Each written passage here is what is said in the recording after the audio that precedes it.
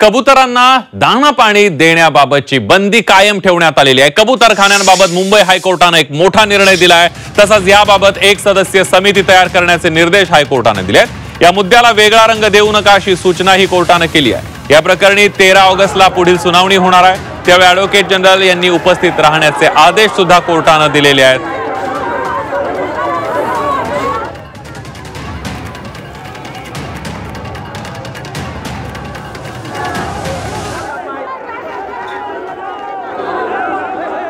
यापूर्वी जे आदेश पारित केलेले आहेत त्याच्यासाठी त्या आदेशांच्या विरोधात माननीय सर्वोच्च न्यायालयामध्ये ऑलरेडी याचिका दाखल केलेली आहे आणि त्याच्यामध्ये आज आम्हाला तारीख मिळेल पुढची।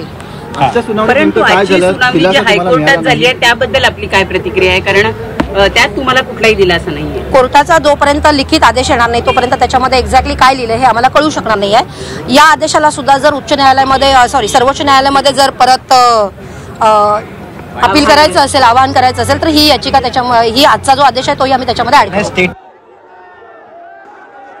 स्वागतार्ह गोष्ट आहे, कारण उच्च न्यायालयाला याचं गांभीर्य पहिलेही लक्षात आलं होतं आणि आता पुन्हा त्यांनी अधोरेखित केलेलं आहे की कबुतरांमुळे जो काही न्यूसेन्स होतोय, जो उपद्रव होतोय, तर याला कुठेतरी कंट्रोल केलं पाहिजे, आळा बसला पाहिजे आणि माणसांच्या आरोग्यापेक्षा इतर कोणताही विषय महत्वाचा नाहीये। परंपरा असतील, रूढी असतील, ते आपल्या ठिकाणी आहे, परंतु माणसांचं आरोग्य हे याला प्राधान्य दिलंच पाहिजे। या निर्णयातून हे अधोरेखित होत आहे।